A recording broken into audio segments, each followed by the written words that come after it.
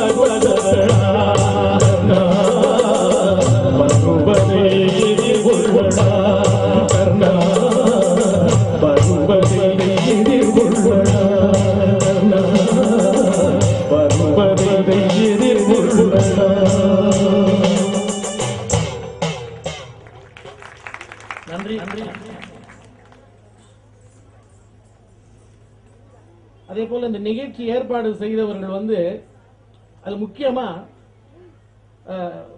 AR Ramanathan Chettiar அவர்கள் வந்து தாய் மேல ரொம்ப பற்றுடையவர் அப்படின்னு கேள்விப்பட்டேன். எல்லாருக்கும் தாய் பற்று இருக்கும். ஆனா தாய் வந்து இல்லாத பொழுது அதை பத்தி ஏங்கிக்கிட்டு கோயில் கட்டிக்கிட்டு கும்பிட்டுக்கிட்டு கிடப்பாங்க.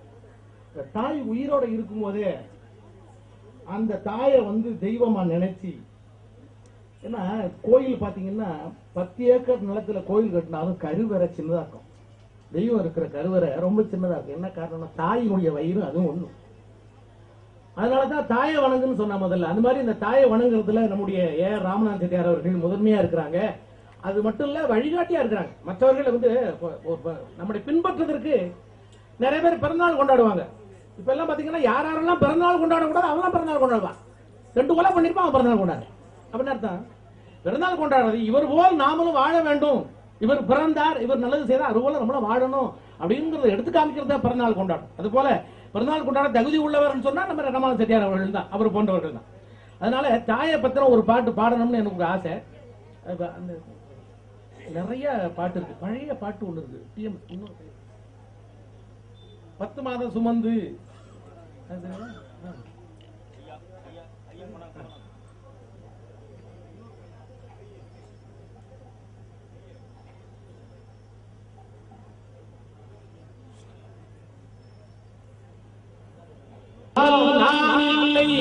தானே எவரும் பிறந்ததில்லை எனக்கு இருக்கின்றார் என்றும்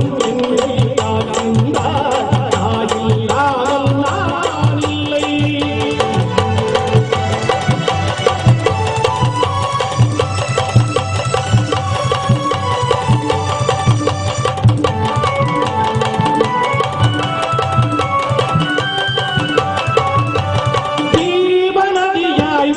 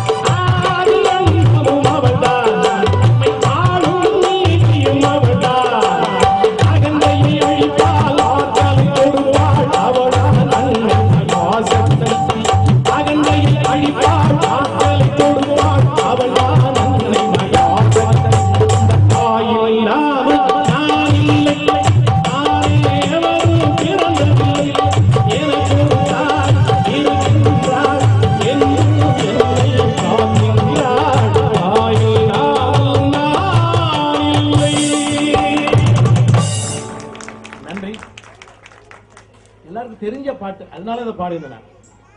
அது வந்து ரொம்ப திறமை. அது எனக்கு என்ன தெரியுமா, கிராமத்தில் இருந்தாலும் தன்னை நகரத்தார்னு சொல்றது செட்டியார் தாயா. ஐயா அது என்ன அது, நான் யோசிச்சேன், அது ஏன்னா கிராமத்தில் வந்துட்டு நகரத்தார் பேரு. ஏன்னா நகரத்துக்கு போய் முத அந்த பண்டங்களை வாங்கிட்டு வந்து மக்களுக்கு காமிச்சதே தான். இன்னைக்கு வந்து டைல்ஸ் இருக்கு அப்படின்னா அது காரணம் செட்டியார்.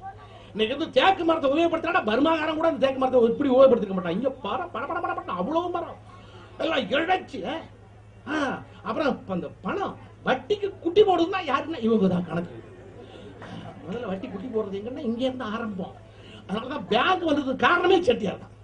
இவங்க இல்லைன்னா பேங்கே வராது. அதனால ரொம்ப திறமைசாலிங்க. அதனால செட்டியார்னால கெட்டியார் அப்படின்னு ஒரு பழமொழி இருக்கு. ரொம்ப நல்லது, அப்படிதான் இருக்கணும்ன்ற நாட்டில் இவங்க கூட செட்டியார் தான்.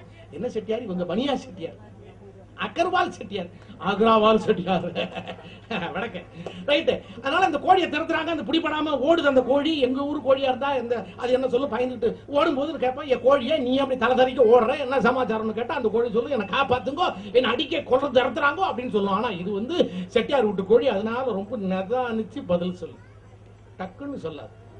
நிதானிச்சு என்ன பதில் சொல்லலாம் அப்படின்னு ஒரு பதில சொல்லுது. பதில பாத்தீங்கன்னா எடக்குடக்கா இருக்கிற மாதிரி இருக்கு, ஆனா உள்ள ஏகப்பட்ட விஷயம் இருக்கு. இங்க கவனமா கேளுங்க, பாட்ட தெரியும். ரைட்டு போவோம். விரட்டி பிடிக்கையில என்னதான் சொல்லுமா வெள்ளை கோழி, அது வெள்ளை நிறத்து கோழி, அதனால வெள்ளை கோழி. விரட்டி பிடிக்கையில என்னதான் சொல்லுமா நகரத்தார் கோழி. நான் ஊர்வல போறே என்றுதான் சொல்லுமா வெள்ளை கோழி. விரட்டி கோழியில என்னதான் சொல்லுமா வெள்ளை கோழி. நான் ஊர்வல போறே என்றுதான் சொல்லுமா வெள்ளை கோழி. ரெக்கைய புடுங்கையில என்னதான் சொல்லுமா செட்டியார் வீட்டு கோழி. கறி சமைக்க ரெக்கைய புடுங்கையில என்னதான் சொல்லுமா வெள்ளை கோழி. நான் ஷேவிங் பண்ணிக்கிறேன் என்றுதான் சொல்லுமா வெள்ளை கோழி. என்னதான் சொல்லுமா வெள்ளை கோழி. நான் ஷேவிங் பண்ணிக்கிறேன் என்றுதான் சொல்லுமா வெள்ளை கோழி.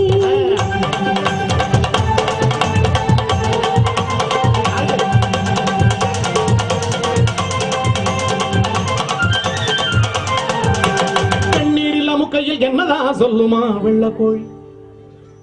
கோழியை கறி சமைக்கிறது எப்படின்னு விலாவாரியா சில பாட்டுல இருக்கு.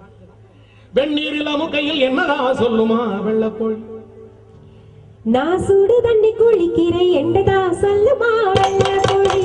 வெந்நீரில் அமுக்கையில் என்னதான் சொல்லுமா வெள்ளை கோழி. நான் சுடு தண்ணி குளிக்கிறேன் என்றுதான் சொல்லுமா வெள்ளை கோழி. மஞ்சள் தடவையில என்னதான் சொல்லுமா வெள்ளை கோழி.